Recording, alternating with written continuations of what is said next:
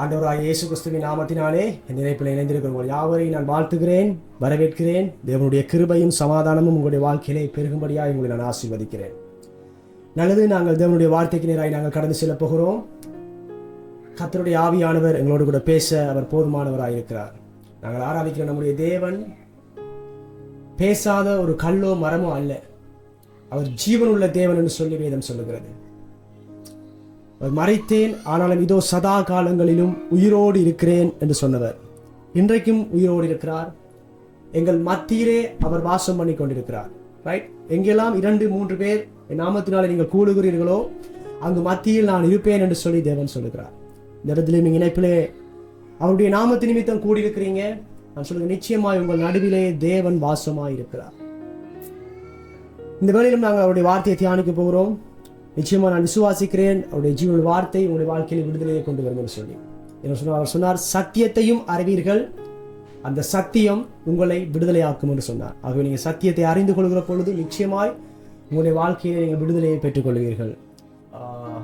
சொல்லுகிறது, சிலுவையை குறித்த உபதேசம் அது கெட்டு போகிறவர்களுக்கு பைத்தியமாயிருக்கிறது, ரட்சிக்கப்பட்ட நமக்கோ அது தேவ பலனாயிருக்கிறதுன்னு சொல்லி அவனுடைய வார்த்தை சொல்லுங்கள். ஆகவே நீங்கள் எப்பெல்லாம் இந்த சிலுவையை குறித்து நீங்கள் தியானிக்கிறீங்களோ, எப்பெல்லாம் அது சிலுவைக்கு முன்பதாக நீங்கள் உங்களை வந்து நிற்கிறீங்களோ, அங்கெல்லாம் அது உங்களுக்கு பலனை கொடுக்கும். என்ன சொன்னால், அங்குதான் ஒரு தேவ மனிதனுடைய வாழ்க்கையிலே ஒரு பெரிய ஒரு மாற்றம் உண்டாயிருக்கிறது. இயேசு கிறிஸ்து சிலுவைக்கு போனதுனால ஒரு மனிதனுடைய வாழ்க்கையில என்னெல்லாம் நடந்தது என்றதை சொல்லி நீங்க இந்த காரியங்களை நீங்க வாசிக்கலாம்.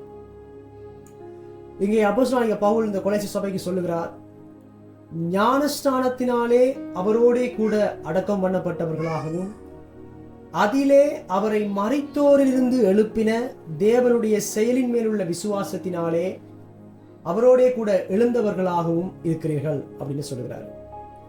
இங்கே அவர் சொல்லுகிறார், தேவனுடைய செயலின் மேலுள்ள விசுவாசத்தினாலே அப்படின்னு சொல்றார். தேவனுடைய செயலின் அப்படின்னு சொல்லி ஒன்றை அவர் மிக உன்னிப்பாக குறிப்பிட்டு சொல்லுகிறதை நீங்கள் இங்கே பார்க்கலாம். அப்படி என்ன தேவனுடைய செயல் அவர் சொல்லுகிறார் என்று சொல்லி நீங்க கீழ் வசனங்களை நீங்க வாசிக்கிற பொழுது நீங்கள் தெரிந்து கொள்ள முடியும். தேவனுடைய செயல்கள் என்று சொன்னால் நாங்கள் பலவற்றை சொல்ல முடியும்.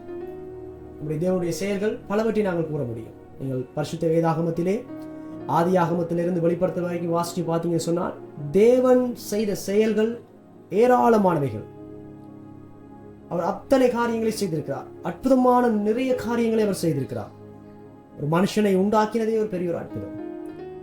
செங்கடலை பிளந்து தம்முடைய ஜனத்தை அழைத்துக் கொண்டு வந்தார், எவ்வளவு பெரிய அற்புதம்.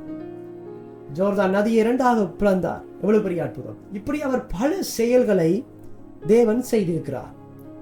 ஆனால் இங்கே அப்போஸ்தலனாகிய பவுல் குறிப்பிட்டு கூறுவது என்னவென்று சொன்னால், தேவனுடைய செயல்கள் அப்படின்னு சொல்லவில்லை, தேவனுடைய செயலின் மேலுள்ள விசுவாசத்தினாலே. அப்படி என்றால் தேவனுடைய ஒரு செயலை அவர் குறிப்பிட்டு கூறுகிறார். மிக உன்னிப்பாக குறிப்பாக அந்த ஒரு செயலை அவர் குறிப்பிடுகிறார். அந்த செயலின் மீது உங்கள் எல்லாரையும் விசுவாசம் வைக்கட்டாம் அப்படின்னு சொல்லி அவர் கொலோசை சபைக்கு எழுதுகிறார். அந்த செயலின் மேல் தேவன் பல செயல்களை செய்திருக்கிறார். ஆனாலும் இந்த இவர் அப்போஸ்தலனாகிய பவுல் குறிப்பிட்டு சொல்லுகிற ஒரு செயலை குறிப்பிட்டு சொல்லுகிறார். அந்த செயலின் மீது நீங்கள் விசுவாசம் உள்ளவர்களாக நீங்க இருக்க வேண்டும் அப்படின்னு சொல்றாரு. அப்படி அவர் என்ன செயலை குறிப்பிட்டு சொல்லுகிறார் அப்படின்னு சொல்லி நீங்க கீழ் வசனங்களை வாசிச்சு பார்த்தீங்கன்னா 14வது வசனம் சொல்லுகிறது, நமக்கு எதிரிடையாகவும் கட்டளைகளால் நமக்கு விரோதமாகவும் இருந்த கையெழுத்தை குலைத்து அதை நடுவிலிராதபடிக்கு எடுத்து சிலுவையின் மேல் ஆணி அடித்து துரைத்தனங்களையும் அதிகாரங்களையும் உரிந்து கொண்டு வெளியரங்கமான கோலமாக்கி அவைகளின் மேல் சிலுவையிலே வெற்றி சிறந்தார். ஒரு விசுவாசித்தால் ஒரு ஆமேன் சொல்லுங்க பார்க்கலாம். அவைகளின் மேல் சிலுவையிலே வெற்றி சிறந்தார். அப்ப இங்கே பவுல் எந்த செயல் குறிப்பிடுகிறார் சொன்னால், சிலுவையிலே நம்முடைய இயேசு கிறிஸ்து செய்து முடித்த அந்த செயலை அவர் குறிப்பிடுகிறார். எல்லாருக்கும் தெரியும், இயேசு சிலுவையிலே என்னுடைய உங்களுடைய எல்லா பாவங்களையும் அக்கிரமங்களையும் வியாதிகளையும் தரித்திரத்தையும் அவர் சுமந்து கொண்டு அந்த சிலுவையிலே மரித்த சம்பவம் எங்கள் எல்லாருக்கும் தெரியும்.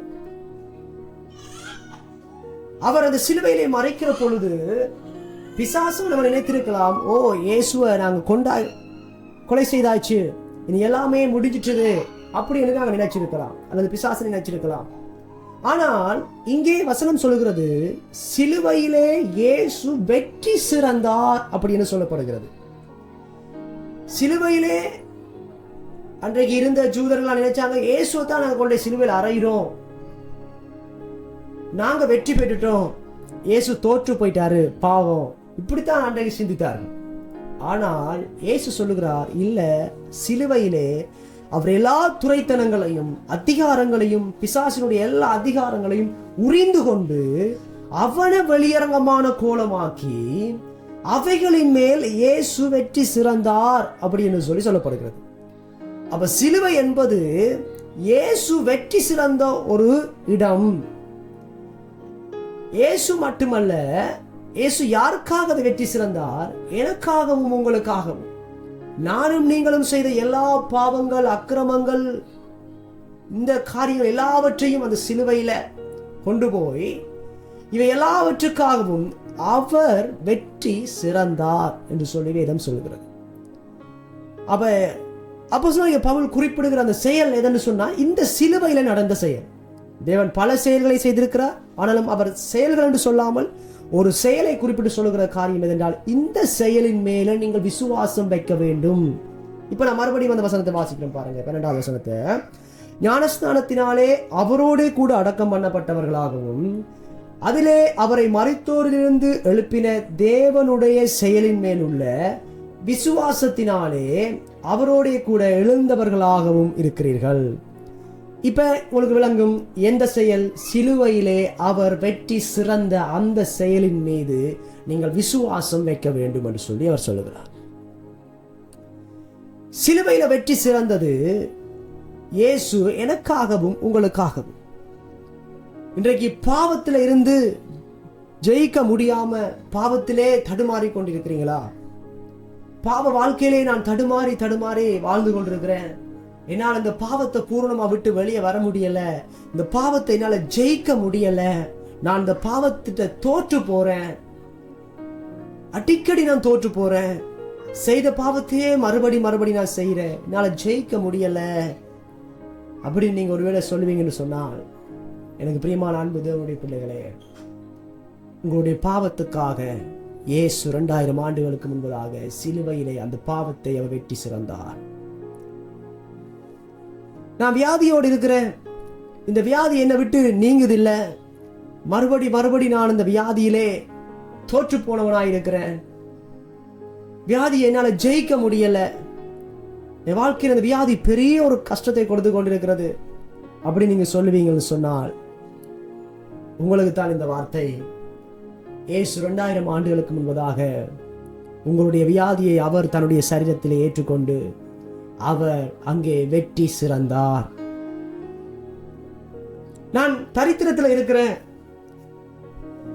என் வாழ்க்கையில என்னால முன்னேற முடியல, கடன் பிரச்சனைகளோடு இருக்கிறேன், வறுமையில நான் இருக்கிறேன், என்னால் இதை ஜெயிக்கவே முடியல, முன்னுக்கு வரணும்னு நினைக்கிறேன், ஆனா என்னால முன்னுக்கு வர முடியல, தரித்திரம் என்ன துரத்தி கொண்டே இருக்குது, என் வாழ்க்கையில, என் குடும்பத்துல, என் பரம்பரையில இந்த தரித்திரம் தொடர்ந்து வந்து கொண்டிருக்குது, இப்படி நீங்க சொல்லுவீங்கன்னு சொன்னால், எனக்கு பிரியமான அன்பு தேவனுடைய பிள்ளைகளே, இந்த வார்த்தை உங்களுக்கானதுதான். 2000 ஆண்டுகளுக்கு முன்பதாக நம்முடைய இரட்சகராகிய இயேசு கிறிஸ்து சிலுவையிலே உங்களுடைய தரித்திரத்தை அவர் சுமந்து வெற்றி சிறந்தார்.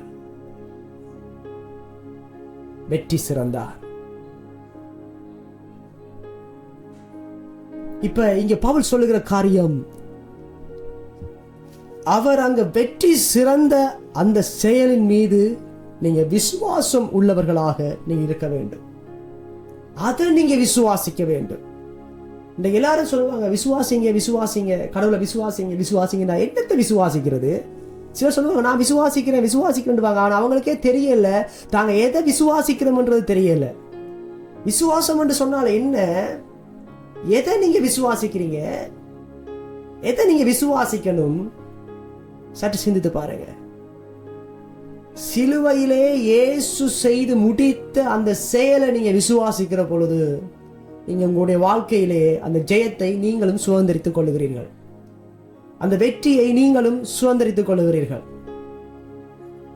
சிலுவையிலே இயேசு வெற்றி சிறந்தார் என்கிறத நீங்க விசுவாசிக்கிற பொழுது, எனக்காக என் பாவத்துக்காக இயேசு அந்த இடத்துல வெற்றி சிறந்தார், நான் இப்ப தோற்றுக்கொண்டிருக்கிற ஜெயிக்க முடியாம தடுமாறுகிற இந்த பாவத்தை அவர் எடுத்திருக்கிறார், ஆகையினால நான் ஜெயத்தோடு இருக்கிறேன் என்கிற அந்த விசுவாசம். என் வியாதியை இயேசு ஜெயிச்சிட்டாரு, நான் வியாதியில் இருக்க வேண்டிய அவசியம் இல்லை, அவருடைய தழும்புகளாலே நான் சுகமாய் இருக்கிறேன். இதை நீங்க விசுவாசிக்கிற பொழுது நீங்க வியாதியில ஜெயம் எடுக்கிறீங்க. என்னை ஐஸ்வர்யவானாய் மாற்றும்படிக்கு அவர் தரித்திரரானார் என்கிறத நீங்க விசுவாசிக்கிற பொழுது நீங்க உங்களுடைய தரித்திரத்தை ஜெயிக்க ஆரம்பிக்கிறீங்க. எனக்கு பிரியமான அன்பு அவருடைய பிள்ளைகளே, இந்த சிலுவையின் மேல் உள்ள அந்த செயலை நீங்க விசுவாசிக்க உங்களுடைய வாழ்க்கையில அந்த சிலுவையில எதெல்லாம் இயேசு வெற்றி சிறந்தாரோ, நான் உதாரணத்துக்கு ஒரு சில 1-2 காரியங்களை சொல்றேன், இன்னும் அநேக காரியங்கள் இருக்கு.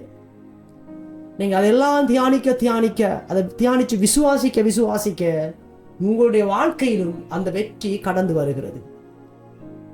இயேசு வெற்றி சிறந்தது ஏதோ இயேசு வெற்றி சிறந்தார் அவர் வெற்றியை கொண்டு போறதுக்காக அல்ல, அந்த வெற்றியை உங்களுடைய கரத்திலே கொடுத்திருக்கிறார். அவர் வெற்றி சிறந்தது எனக்காகவும் உங்களுக்காகவும். உங்களுடைய பாவங்கள், சாபங்கள், அக்கிரமங்கள், மீறுதல்கள், வியாதிகள், வறுமைகள், கஷ்டங்கள், தரித்திரங்கள், இது எல்லாவற்றையும் அவர் சுமந்து கொண்டு எனக்கும் உங்களுக்கும் விடுதலையை கொடுத்திருக்கிறார்.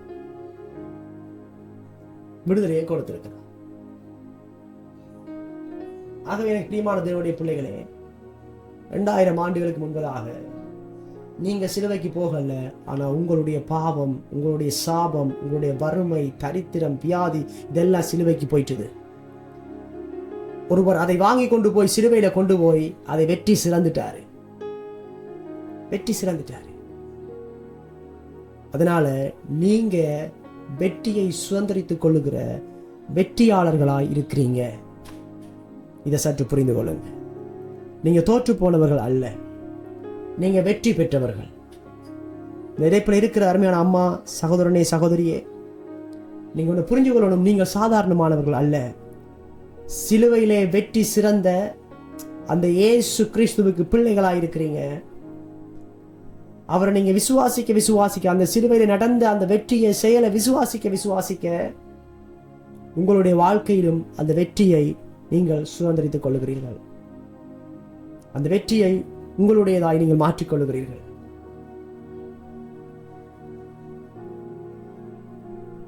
நான் விசுவாசிக்கிறேன், பரிசுத்த ஆவியானவர் உங்களோடு கூட பேசிக் கொண்டிருக்கிறார். நீங்கள் தோற்று போனவர்கள் அல்ல. இன்றைக்கு பிசாசானவன் சில நேரங்கள்ல சில காரியங்களை ஜெயிக்க முடியலன்றே உங்களை தோற்று போனவனாக உங்களுக்குள்ளே சித்தரிக்கிறான். நீங்கள் நினைக்கிறீர்கள் என்னால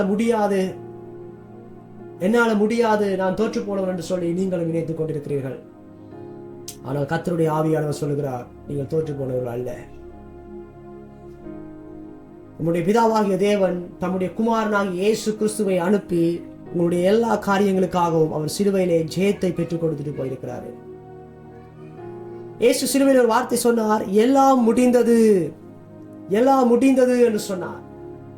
அப்படின்னு சொன்னால் உங்களுடைய வாழ்க்கையில எதெல்லாம் முடியாது என்று சொல்லி நீங்க நினைத்துக் கொண்டிருக்கிற எல்லா காரியத்துக்கும் இயேசு அந்த சிலுவையிலே வெற்றி சிறந்து முடித்து விட்டு போயிருக்கிறாரு. வெற்றி சிறந்தது முடிச்சிட்டாரு. உங்களோட வியாதிக்கு முடிவு உண்டாயிற்று, உங்களுடைய பாவத்துக்கு முடிவு உண்டாயிற்று, உங்களுடைய தரித்திரத்துக்கு முடிவு உண்டாயிற்று, உங்களுடைய கஷ்டத்துக்கு முடிவு உண்டாயிற்று. எல்லாம் முடிந்தது. ஆனா இதை இன்றைக்கு சிலர் அதை விசுவாசிக்காம, இயேசு திருப்பி வருவார், அவர் 2வது வருகையில வருவார், வந்துதான் அதை செய்வார், இப்படி என்ற ஒரு கூட்டம் இன்றைக்கு நம்பிக்கொண்டிருக்கிறது. இயேசு 2வது வருகையில வருவார் உண்மை, ஆனால் அவர் 1வது வருகையிலே வந்து செய்து முடித்ததை உங்களுடைய வாழ்க்கையிலே அனுபவியுங்கள். அதை முதலாவது விசுவாசியுங்கள். 1வது வருகையிலே அவர் வந்து உங்களுக்காக செய்து வைத்த சகல காரியங்களையும் நீங்கள் அனுபவிங்கள் உங்களுடைய வாழ்க்கையிலே. உங்களுடைய கையிலே அவர் என்னெல்லாம் செய்து முடித்தார் என்று சொல்லி ஒரு பத்திரத்தை எழுதி கொடுத்துட்டு போயிருக்கிறார். அதுதான் இன்னைக்கு பைபிள் என்று சொல்லி உங்களுடைய கைகளை நீங்க வச்சிருக்கிறீங்க. இன்னைக்கு இந்த பைபிளை கொண்டு சுமக்கிற அநேகர் அதை திறந்து படிப்பதில்லை, அதை திறந்து வாசிப்பதில்லை. இன்னைக்கு பிரியமான தேவனுடைய பிள்ளையே, உங்கள் கைகள் இருக்கிற வேதாகமங்களை திறந்து பரிசுத்த ஆவியானுடைய துணையோடு கூட அதை வாசியுங்கள், தியானியுங்கள், வார்த்தையில் எடுத்துக்கொள்ளுங்கள். இப்பொழுது கூட இந்த செய்தியை நீங்க கேட்கலாம், கேட்டு இதோடு கூட இந்த செய்தியை விட்டுட்டு போகலாம். ஒரு சிலர் அந்த வார்த்தையை நீங்கள் பிடித்துக் கொண்டு போகலாம். நான் சொல்கிறேன், யாரெல்லாம் அந்த வார்த்தையில நீங்க பிடித்துக் கொண்டு போகிறீர்களோ அந்த வார்த்தை உங்களுக்கு பலனாய், ஆசீர்வாதமாய், விடுதலையாய் உங்களுக்கு வாழ்க்கையில கொண்டு வரும். கர்த்தருடைய வசனம் என் கால்களுக்கு தீபமும் பாதைக்கு வெளிச்சமா இருக்கிறதுன்னு சொல்லி தாவீது சொல்கிறார். பாதைக்கு அதான் வெளிச்சம், ஒரு கால்களுக்கு அதுதான் தீபம். யாரெல்லாம் அந்த வசனத்தை பிடித்துக் கொண்டு போறீங்களோ அது உங்களுக்கு கால்களுக்கு தீபமா இருக்கும், பாதைக்கு அது வெளிச்சமா இருக்கும். உங்களுடைய வாழ்க்கையில நீங்கள் இருளில் நடக்க வேண்டிய அவசியம் இல்லை. அந்த வார்த்தை உங்களை வெளிச்சத்தை கொடுக்கும். சற்று திறந்து வாசியுங்கள், படியுங்கள். இதனுடைய வார்த்தை வல்லமை உள்ளது. ஒரு என்னெல்லாம் உங்களை செய்து முடித்தார் என்ற வாசியுங்க, தியானியுங்க. வெறுமனே பைபிளை தூக்கி கையில சுமக்கிறதுனால உங்களுடைய வாழ்க்கையில விடுதலை வராது. திறந்து வாசியுங்க, அறிந்து கொள்ளுங்க. அவர் அறிகிற அறிவுல பெருகுங்க, அறிந்து கொள்ளுங்க. எனக்கு ஒரு கதை ஞாபகத்துக்கு இருக்கிறது. உலகத்திலே மிகப்பெரிய ஒரு திருச்சபைக்கு போதகரான போல் ஜாங்கிச்சோ என்பவர், அவருடைய திருச்சபையிலே ஒரு தாயார் இருந்திருக்கிறாங்க.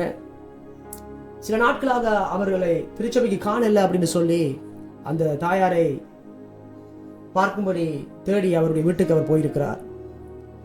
போன பொழுது அந்த தாயாரை குறித்து அவர் விசாரிக்கிற பொழுது அந்த தாயார் அந்த நாட்டிலே ஒரு பெரிய செல்வந்தருடைய வீட்டு வேலை செய்து கொண்டிருக்கிறாங்க. அவர் வீட்டு வேலை செய்து கொண்டிருக்கிற பொழுது ஒரு பெரிய செல்வந்தருக்குள்ளே அவர் வேலை செய்தனால நல்ல சம்பளம் கொடுத்திருந்தார்.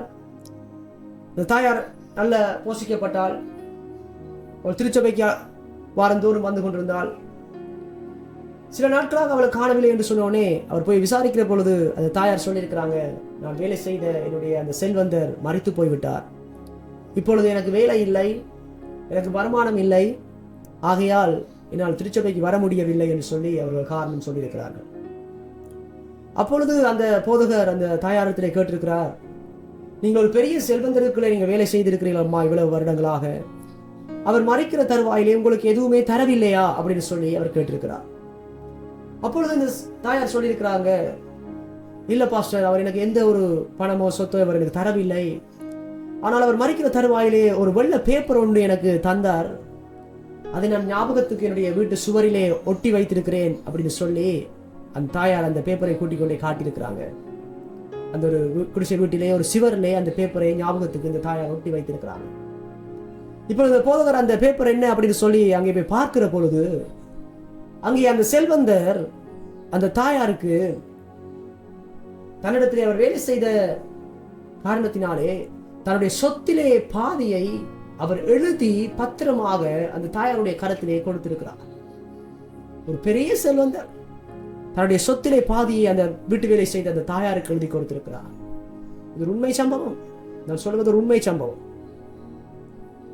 இப்ப அந்த தாயார் அதை படிக்காதனால, அது அவர்களுக்கு என்னன்னு சொல்லி தெரியாதனால, அந்த சொத்தை அனுபவிக்காமல், அது என்னன்னு சொல்லி தெரியாமலே அவர்கள் வாழ்ந்து கொண்டிருக்கிறார்கள், கஷ்டத்திலே வாழ்ந்து கொண்டிருக்கிறார்கள். அப்பொழுது போதகர் சொல்லுகிறார், இன்றைக்கு அநேக கிறிஸ்தவர்களும் இப்படித்தான்,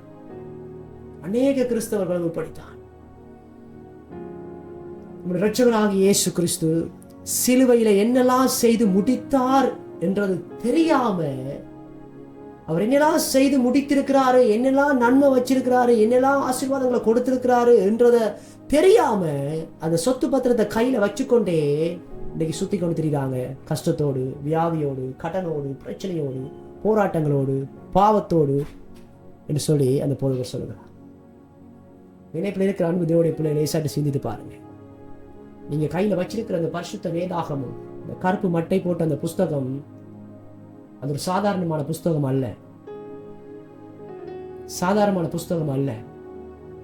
அது வெளியே பார்க்கத்தான் கருப்பு மட்டையா இருக்கும், உள்ள திறந்து வடிச்சு பாருங்க, உள்ள எவ்வளவு வெளிச்சம் இருக்குன்னு சொல்லி.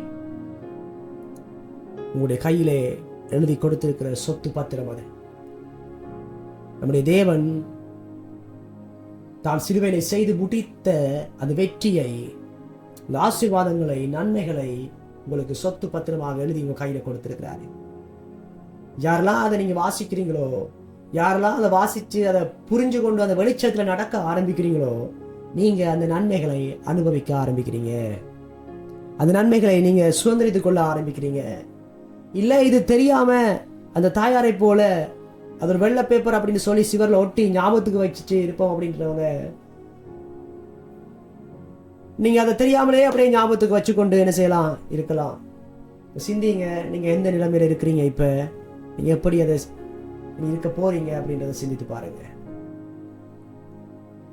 அந்த பரிசுத்த வேதாகமத்தை திறந்து ஒவ்வொரு நாளும் தியானிக்க ஆரம்பிங்க, படிக்க ஆரம்பிங்க. அப்பா தன்னுடைய பிள்ளைக்கு எழுதி கொடுத்த ஒரு சொத்து பத்திரம் அது. சொத்து பத்திரம் பிதாவாகிய தேவன் உடைய பிள்ளைகளாகிய உங்கள் ஒவ்வொருத்தருக்கும் எழுதி கொடுத்திருக்க சொத்து பத்திரம். வாசிங்க, தியானிங்க. அதுக்கு உதவியாக நம்முடைய பரிசுத்த ஆவியானவரையும் அவர் உங்களுக்கு கொடுத்திருக்கிறார். வெறுமனே இயேசு அந்த சிலுவையிலே வெற்றி சிறந்த வெற்றியை மாத்திரம் கொடுக்கல, அந்த வெற்றியை எப்படி கண்டுபிடிப்பது, அந்த வெற்றியை எப்படி என்னுடைய வாழ்க்கையில நான் அனுபவிப்பது, அந்த வெற்றியை நான் எப்படி சுதந்திரித்துக் கொள்வது என்பதற்கு உங்களுக்கு உதவி செய்வதற்காக ஒரு உதவியாளரையும் உங்களுக்கு சேர்த்து கொடுத்திருக்கிறார். அவர்தான் பரிசுத்த ஆவியானவர். அவரிடத்துல கேளுங்க, அப்பா எனக்கு போதீங்க. அதுக்கு ஒரு பேர் சத்திய ஆவியானவர். இதை சொல்லுகிறது, சத்திய ஆவியாகிய அவர் வரும்பொழுது சகல சத்தியத்துக்குள்ளும் உங்களை நடத்துவார். நீங்க சத்தியத்துல நடக்கணும்டா அந்த சத்திய ஆவியானவரை கூப்பிடுங்க, கேளுங்க. சத்திய ஆவியானவரே என்னை நடத்துங்க, சத்தியத்தில் என்னை நடத்துங்க. நான் சத்தியத்தின் வெளிச்சத்தில் நான் நடக்கணும், வெளிச்சத்திலே நான் வாழணும். வேதத்தின் ரகசியங்களை எனக்கு வெளிப்படுத்துங்க. கேளுங்க, அவற்றை கேளுங்க. அப்பா அந்த சத்தியத்துல நடக்க எனக்கு உதவி செய்யுங்க. நீங்க இருக்கிற இடத்துல கண்களை மூடுங்க, சற்று சிந்தித்து பாருங்க. இது உங்களுக்கான நேரம். பரிசுத்த ஆவியானவர் உங்களோடு பேசுகிறதான நேரம். கேளுங்க அந்த பரிசுத்த ஆவியானவர்கிட்ட. உங்களால முடியாது என்று சொல்றத அவர் செய்து முடிப்பார். அவர் உங்களுக்குள்ள வந்ததே உங்களால செய்து முடிக்க முடியாத காரியத்தை உங்களை செய்ய வைக்கிறதுக்காகத்தான். நீங்க எதெல்லாம் முடியாது என்று சொல்லி இருக்கிறீங்களோ அதெல்லாம் செய்து முடிக்கிறதுக்காகத்தான் அவர் உங்களுக்கு கொடுக்கப்பட்டிருக்கிறார். கூப்பிடுங்க பரிசுத்த ஆவியானவரே. இதன் சொல்லுகிற, நீங்கள் தேவன் தங்குகிற ஆலயமாய் இருக்கிறீர்கள். உங்களுக்குள்ளே அவர் வாசமாய் இருக்கிறார். உங்களுக்குள்ளே அந்த ஆவியானவர் வாசமாய் இருக்கிறார். இந்த செய்தியை கேட்டுக்கொண்டிருக்கிற அன்பு தேவ பிள்ளையே, உனக்குள்ளே இயேசு வாசமாய் இருக்கிறார். பரிசுத்த ஆவியாகிய தேவன் உனக்குள்ளே வாசமாய் இருக்கிறார். அவர்கிட்ட கேளுங்க, அவர்கிட்ட கேளுங்க. ஒரு சிறு பிள்ளைய போல அவர்கிட்ட பேசுங்க. ஒரு சிறு பிள்ளை எப்படி அவர் தன்னுடைய தகப்பனிடத்துல போய் பேசுமோ அதே போல நீங்க அவரிடத்துல பேசுங்க. நீங்க எப்பேற்பட்ட ஒரு பாவத்தோடு இருக்கலாம், வியாதியோடு இருக்கலாம், எப்படிப்பட்ட ஒரு போராட்டத்தோடு கூட இருக்கலாம். கேளுங்க அப்பாட்ட, அப்பா நான் இந்த நிலைமையில இருக்கிறேன், எனக்கு உதவி செய்யுங்கன்னு சொல்லி கேளுங்க. நான் கடனோடு இருக்கிறேன், வறுமையோடு இருக்கிறேன், தரித்திரத்தோடு இருக்கிறேன், எனக்கு உதவி செய்யுங்கன்னு சொல்லி கேளுங்க. நீங்க எப்படி அதை ஜெயிச்சீங்களோ அந்த ஜெயத்தை நான் என்னுடைய வாழ்க்கையில நான் அதை அனுபவிக்கிறதுக்கு எனக்கு உதவி செய்யுங்க. சில நிமிடங்கள் இருக்கிற இடத்துல கண்களை மூடி சிந்தித்து பாருங்க. பரிசுத்த ஆவியானவர் உங்களோடு கூட பேசிக் கொண்டிருக்கிறார். நீங்க இருக்கிற நிலைமையை எனக்கு தெரியாது, ஆனா அவர் அதை அறிந்திருக்கிறார். உடைய இருதயத்தின் வேண்டுதல்களை அவர் அறிந்திருக்கிறார். நீங்க இருக்கிற நிலைமையை அவர் அறிந்திருக்கிறார். அதுல இருந்து ஜெயத்தை கொடுப்பதற்காகத்தான் இப்பொழுது அவர் பேசிக் கொண்டிருக்கிறார். நினைக்கலாம் இது ஒரு சாதாரண செய்தி போல நீங்க கேட்டு போகலாம். இல்ல இல்ல, அவர் உங்களுடைய இருதயத்தின் வேண்டுதலை அவர் அறிந்து உங்களோடு கூட பேசிக் கொண்டிருக்கிறார். நீங்க ஜெயம் எடுக்கணும். அவர் எப்படி ஜெயித்தாரோ நீங்களும் ஜெயிக்கணும் என்றதான் அவர் விரும்புகிறாரு. ஜெயம் எடுத்த அப்பா ஒரு தன்னுடைய பிள்ளைக்கு எப்படி ஜெயம் எடுக்கிறத சொல்லிக் கொடுப்பாரு, அந்த வெற்றியை சொல்லிக் கொடுப்பாரு. இன்னைக்கு அவர் உங்களுக்கு வெற்றியை சொல்லிக் கொடுத்துருக்காரு. நான் ஜெயித்திருக்கிறேன், உன் வியாதியை நான் ஜெயித்துட்டேன், நீ வியாதியோடு வாழ வேண்டியதில்லை. உன் பாவத்தை நான் ஜெயித்துட்டேன், நீ பாவத்தோடு வாழ வேண்டியதில்லை. நீ கஷ்டப்பட வேண்டிய அவசியம் இல்லை. நீ வறுமையில தரித்திரத்தில் இருக்க வேண்டிய அவசியம் இல்லை.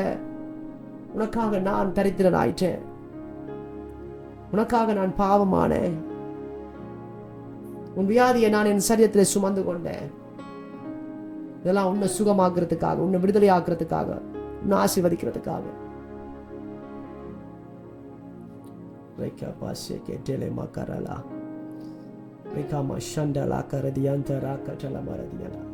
பரிசுத்த ஆவியானவர்கிட்ட விட்டுக் கொடுங்க. உங்களை உங்கள் வாழ்க்கையை விட்டுக் கொடுங்க. எதெல்லாம் நீங்கள் ஜெயிக்க முடியாமல் இருக்கிறீங்களோ அதெல்லாம் அப்பாட்ட விட்டுக் கொடுங்க. ஜெயத்தை சுதந்திரித்துக் கொள்ளுங்க. ஜெயத்தை சுதந்திரித்துக் கொள்ளுங்க.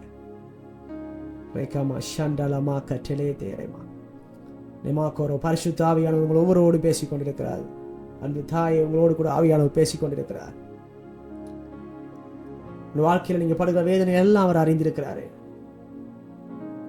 பெரிய ஜெயத்தை நீங்க சுதந்திரித்துக் கொள்ள போறீங்க. விசுவாசிங்க. அவர் சிலுவையில செய்து முடித்த அந்த செயலின் மேல விசுவாசிங்க. உலகத்தில் உபத்திரவம் உண்டு, ஆனாலும் திடன் கொள்ளுங்கள், நான் உலகத்தை ஜெயித்தேன் என்று சொன்னார். ஏன் தெரியுமா? நான் ஜெயிச்சிருக்கிறையா, நீ ஜெயிக்க முடியும். நீ அதை ஜெயிக்க முடியும். என்ன ஜெயத்தை நான் உனக்கு கொடுத்திருக்கிறேன். என் பிள்ளை, நீ ஜெயிக்க முடியும்னு சொல்லி அவர் சொல்றாரு. நீ தடுமாற வேண்டிய அவசியம் இல்லை. நீ கவலைப்பட வேண்டிய அவசியம் இல்லை. நீ அடிக்கடி கண்ணீர் விட வேண்டிய அவசியம் இல்லை. நீ விடுற கண்ணீர் ஒவ்வொன்றையும் அவர் பார்த்து கொண்டிருக்கிறாரு. நீ கண்ணீரோடு வாழ வேண்டிய அவசியம் இல்லை. அன்பு தாயே, உன்னை விடுதலை ஆக்கியிருக்கிறாரு. சத்தியத்தையும் அறிவீர்கள், சத்தியம் உங்களை விடுதலை ஆக்கும் என்று சொன்னவர். இன்றைக்கு இந்த சத்தியத்தை அறிந்து கொள்ளுங்க. உங்களுடைய வாழ்க்கையில் நீங்க விடுதலையை பெற்றுக்கொள்ளுங்க. விசேஷமாக உங்களுக்காக ஜெபிக்க விரும்புகிறேன். பரிசுத்தமுள்ள நல்ல பிதாவே, இந்த இணைப்பில் இணைந்திருக்கிற ஒவ்வொரு குடும்பங்களுக்காக, ஒவ்வொரு பிள்ளைகளுக்காக நான் ஜெபிக்கிறேன். இந்த நேரத்தில் இவர்கள் கேட்டுக்கொண்டிருக்கிற இந்த வார்த்தை உங்களுடைய வாழ்க்கையிலே பெரிதான விடுதலையை கொண்டு வரும்படியாக நான் ஜெபிக்கிறேன். சத்தியத்தையும் அறிவீர்கள், அந்த சத்தியம் உங்களை விடுதலையாக்கும் என்று சொன்ன வார்த்தையின் பிரகாரமாக இவர்கள் இன்றைக்கு அறிந்து கொண்ட இந்த சத்தியம் உங்களுடைய வாழ்க்கையிலே பெரிதான ஒரு வெற்றியை கொண்டு வரட்டுக்கும். இவர்கள் அந்த வெற்றியை தங்களுடைய வாழ்க்கையிலே அனுபவிக்கட்டுக்கும், அதை சுதந்திரித்துக் கொள்ளட்டுக்கும். நீர் சிலுவையிலே செய்து முடித்த அந்த வெற்றியை, எல்லா துரைத்தனங்களையும் அதிகாரங்களையும் உறிந்து கொண்டு வெளியரங்கமான கோலமாக்கி அவைகளின் மேல் சிலுவையிலே நீங்க வெற்றி சிறந்தீங்கப்பா. அந்த வெற்றியை உங்களுடைய பிள்ளைகள் கொண்டாடட்டுக்கும். அந்த வெற்றியை உங்களுடைய பிள்ளைகள் அனுபவிக்கட்டுக்கும். தங்களுடைய வாழ்க்கையிலே சுதந்திரித்துக் கொள்ளட்டுக்கும். என்னென்ன காரியங்கள் எல்லாம் இவர்கள் தடுமாறி கொண்டிருக்கிறார்களோ, ஜெயிக்க முடியாமல் சோர்ந்து போய் விழுந்து போயிருக்கிறார்களோ, நான் இன்றைக்கு இவர்களுக்காக நான் ஜெபிக்கிறேன். இவர்கள் விடுதலை அடைவார்களாக, இவர்கள் வெற்றி பெறுவார்களாக. இவர்களை நான் ஆசீர்வதிக்கிறேன்ப்பா. இந்த வார்த்தையை கேட்கிற ஒவ்வொரு பிள்ளைகளையும் நான் ஆசீர்வதிக்கிறேன். இந்த ஜீவனுள்ள வார்த்தை இவருடைய வாழ்க்கையில பெரிதான வெற்றியை கொண்டு வரட்டுக்கும். இவருடைய குறைவுகள் எல்லாம் இயேசுவின் நாமத்தில் நிறைவாய் மாறட்டுக்கும். வியாதிகள் எல்லாம் குணமடையட்டுக்கும் இயேசுவின் நாமத்தினால. தரித்திரங்கள் நீங்கட்டுக்கும் இயேசுவின் நாமத்தினால. ஒரு சுகம், ஆரோக்கியம், விடுதலை இவருடைய வாழ்க்கையில உண்டாகட்டும். ஆவியினாலே எல்லாம் ஆகும் என்று சொன்னது போல அந்த பரிசுத்த ஆவியானவருடைய வாழ்க்கையில எல்லாவற்றையும் செய்து முடிக்க நீர் போதுமானவராயிருக்கிறீர் என்று சொல்லி நாங்கள் விசுவாசிக்கிறோம். ஒவ்வொருவரையும் உடைய வல்லமையுள்ள கரத்திலே நான் ஒப்புக் கொடுத்து இவர்களை ஆசீர்வதித்து பிதா, குமாரன், பரிசுத்த ஆவி நாமத்தில் ஜெபிக்கிறேன் எங்கள் ஜீவனுள்ள நல்ல பிதாவே. ஆமென், ஆமென், ஆமென். God bless you. கர்த்தர் தாமே உங்களை நிறைவாய் ஆசீர்வதிப்பாராக. ஆமென்.